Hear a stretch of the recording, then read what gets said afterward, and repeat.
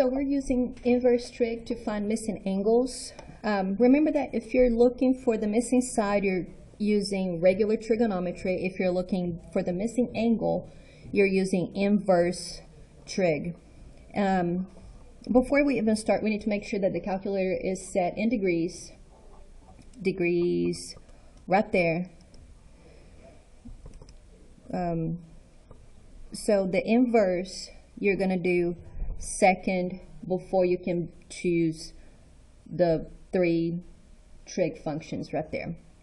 And when you plug it in, you have to have that -1 right there, just to make sure that you're using inverse trig, not just regular sine, cosine, or tangent. So to help you with IXL R7, we're using all sine, cosine, and tangent, and cosine, secant, and cotangent.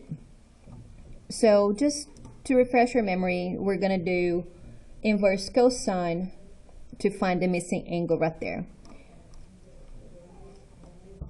So my calculator is already in degrees, so I'm going to do inverse cosine of square root of 2 over 2, and then it's going to give me that the missing angle is 45 degrees. So there's not a lot of writing, there's more calculator steps than anything else. Now, cotangent is 1 over tangent. And you're like, how am I going to put this in the calculator? The way you plug in the calculator, you're going to do inverse tangent, and then you also have to flip this upside down. And this is how you put in the calculator.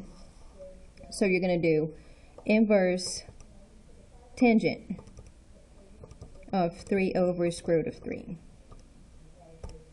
And you will find that the missing angle right there is 60 degrees.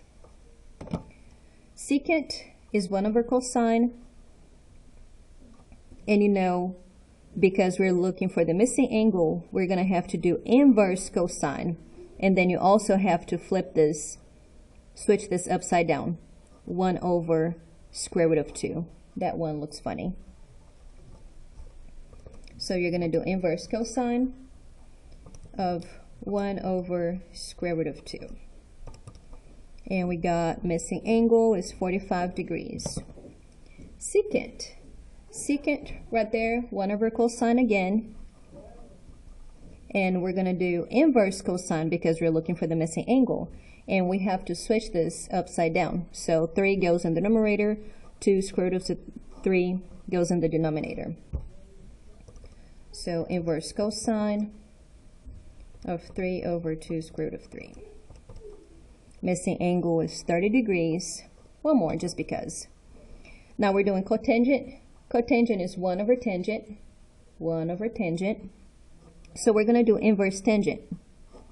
Switch this upside down. So 1 over square root of 3.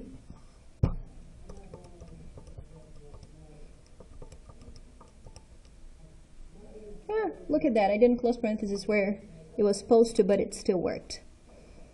I like when it looks like this, when you close parentheses right there where it belongs. So 30 degrees. So not a lot of writing, but more about how to plug this in the calculator.